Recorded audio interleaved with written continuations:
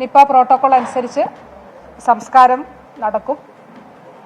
Police ഈ ആംബുലൻസിന് അകമ്പടി സേവിക്കുന്നുണ്ട്, pilot ചെയ്യുന്നുണ്ട്. ആരോഗ്യ പ്രവർത്തകർ അവിടെ റിസീവ് ചെയ്യും. ഇന്ന് 7 പേരുടെ സാമ്പിളുകളാണ് പരിശോധിച്ചത്. 7 സാമ്പിളുകളും നെഗറ്റീവാണ്. 7 പേരുടെ 3 സാമ്പിളുകൾ വീതമാണ് പരിശോധിച്ചത്. ആ 7 സാമ്പിളുകളും നെഗറ്റീവാണ്. ഇന്നത്തെ സമ്പർക്ക പട്ടികയിൽ ഇതുവരെ 330 പേരാണ് ഉൾപ്പെട്ടിട്ടുള്ളത്.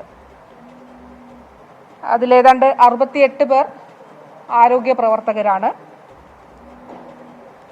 101ഓളം പേർ ഹൈറിസ്ക് കാറ്റഗറിയിൽ ഉള്ളവരാണ്. 330 പേരാണ് സമ്പർക്ക പട്ടികയിൽ ഇപ്പോൾ ഉള്ളത്. ഇപ്പോൾ വൈകുന്നേരം 4 മണി വരെയുള്ള കണക്കാണ്. 330 പേർ സമ്പർക്ക പട്ടികയിൽ, 68 ആരോഗ്യ പ്രവർത്തകർ അതിലുണ്ട്, 101 പേർ ഹൈറിസ്ക് കാറ്റഗറിയിൽ ഉള്ളവരാണ്. 7 പേരാണ് IP അഡ്മിഷനിൽ ഉള്ളത്. അതിൽ 6 പേർക്ക് നേരിട്ട് ഈ കുട്ടിയുമായി നേരിട്ട് സമ്പർക്കമുള്ളവരാണ്. ഒരാൾക്ക് എപ്പിഡമോളജിക്കൽ ലിങ്ക് ഇല്ലാത്ത വ്യക്തിയാണ്. എന്നിരുന്നാലും പനിയും മറ്റ് രോഗലക്ഷണങ്ങളുമുള്ള സാഹചര്യത്തിൽ മാത്രമല്ല, ഏതാണ്ട് ഈ പ്രദേശത്തിനടുത്തുള്ള ഒരു സ്ഥലത്ത് നിന്ന് ആയതുകൊണ്ടും സാമ്പിൾ എടുത്ത് പരിശോധിക്കുകയാണ് ഉണ്ടായത്. പക്ഷേ ആ പരിശോധനാ ഫലവും നെഗറ്റീവാണ് എന്നുള്ളതാണ്. അപ്പോൾ ഈ ഒരു പ്രവർത്തനം ആരോഗ്യവകുപ്പ് തുടരുന്നു. അതായത് കോണ്ടാക്ട് ലിസ്റ്റിലുള്ള ആളുകളെ സാമ്പിൾ എടുത്ത് പരിശോധിക്കുകയും രോഗബാധയില്ല എന്നുള്ളത് ഉറപ്പാക്കുകയും ചെയ്യുന്ന പ്രവർത്തനം തുടരുകയാണ്. സമ്പർക്ക പട്ടികയിൽ ആരെങ്കിലും വിട്ടുപോയിട്ടുണ്ടോ എന്നുള്ളത് ഒരിക്കൽ കൂടി പരിശോധിക്കുന്നുണ്ട്.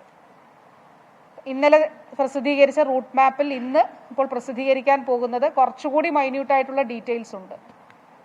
അതായത് ഓരോ ആശുപത്രിയിലും ഒരു പ്രത്യേക സമയത്ത്, കാരണം ഇപ്പോൾ ആശുപത്രികളുടെ പേരുകളൊക്കെ വന്നതുകൊണ്ട് ആളുകൾ വലിയ രീതിയിൽ ആശങ്കപ്പെട്ട് ഞാൻ അവിടെ പോയിരുന്നു, ഇന്ന ദിവസം പോയിരുന്നു, അല്ലെങ്കിൽ അതിന് ഒരാഴ്ച മുൻപ് പോയിരുന്നു, പ്രശ്നമുണ്ടോ എന്നുള്ള നിലയിൽ. അങ്ങനെയല്ല, അതിൽ ആശങ്കപ്പെടേണ്ടതില്ല.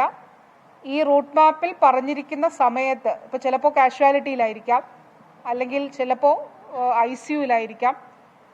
അവിടെ ആ സമയത്ത് ഉണ്ടായിരുന്നവർ അങ്ങനെ കോണ്ടാക്ട് ലിസ്റ്റിൽ ഇടം പിടിക്കാൻ സാധ്യതയുള്ളവർ ദയവായി കൺട്രോൾ റൂമുമായിട്ട് ബന്ധപ്പെടുക. മറ്റുള്ളവർ ഇത് സംബന്ധിച്ച് ആശങ്കപ്പെടേണ്ടതില്ല. ഇതുകൂടാതെ ആശുപത്രികളിലെ CCTV ദൃശ്യങ്ങൾ ഇന്ന് പോലീസും ഉണ്ടായിരുന്നു. ആരോഗ്യ പ്രവർത്തകർ, ആശുപത്രികൾ പൂർണ്ണമായി സഹകരിച്ചു. കാരണം ആരെങ്കിലും ഇപ്പോൾ ഒരു രോഗിയുടെ ബൈസ്റ്റാൻഡർ തൊട്ടടുത്തുള്ള 2023 കോഴിക്കോടിൽ നമുക്ക് അങ്ങനെ ഒരു അനുഭവം ഉണ്ടായി. രോഗലക്ഷണങ്ങളോടുകൂടി ഒരാൾ വന്നു, അല്ലെങ്കിൽ ഇങ്ങനെ റിപ്പോർട്ട് ചെയ്തു പ്രാദേശികമായി.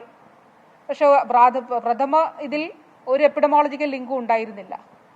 അപ്പോൾ എങ്ങനെയാണ് ഈ ലിങ്ക് എന്നുള്ളത് കണ്ടെത്തുന്നതിന് വേണ്ടി ആദ്യം ആ ഹോസ്പിറ്റലിൽ വന്നിട്ടുണ്ടെന്ന് പറഞ്ഞെങ്കിലും ഡേറ്റ് വ്യത്യസ്തമായിരുന്നു. അങ്ങനെ CCTV ദൃശ്യമെടുത്ത് പരിശോധിച്ചപ്പോഴാണ് അവിടെ തൊട്ടടുത്ത് കാഷ്വാലിറ്റിയിലുള്ള ഒരു പേഷ്യന്റിന്റെ ബൈസ്റ്റാൻഡറായി വന്നിരുന്നു. അപ്പോൾ ഈ ബെഡിൽ ആ പേഷ്യന്റ് ഉണ്ടായിരുന്നു, ഇൻഡെക്സ് കേസ് ഉണ്ടായിരുന്നു. ആ CCTV ദൃശ്യമാണ് അന്ന് നമ്മളെ സഹായിച്ചത്. അപ്പോൾ അതുകൊണ്ട് ആരെങ്കിലും മിസ് ചെയ്യുന്നു പോകുന്നില്ല എന്നുള്ളത് ഉറപ്പാക്കുന്നതിന് വേണ്ടി ആ CCTV ദൃശ്യങ്ങൾ കൂടി എടുക്കുന്നുണ്ട്. വളരെ ശക്തമായിട്ടുള്ള പ്രതിരോധ പ്രവർത്തനങ്ങളാണ് നമ്മൾ ഫീൽഡ് തലത്തിൽ നടക്കുന്നത്. ഇപ്പോൾ ഈ മീറ്റിംഗിൽ നമ്മുടെ ടീം ലീഡേഴ്സ് എല്ലാവരും, അതുകൂടാതെ ആ പ്രദേശത്ത് നിന്നുള്ള MOമാരും ഹെൽത്ത് വർക്കേഴ്സ് ഉൾപ്പെടെയുള്ളവർ പങ്കെടുത്തിരുന്നു. ഇന്ന് ഉച്ചയോടുകൂടി തന്നെ വീടാനന്തരം സർവേ ആരംഭിച്ചിട്ടുണ്ട്. 2 കാര്യങ്ങളാണ്. ഒന്ന്, ഈ ആശങ്കപ്പെടേണ്ട ഒരു സാഹചര്യം ഇല്ല.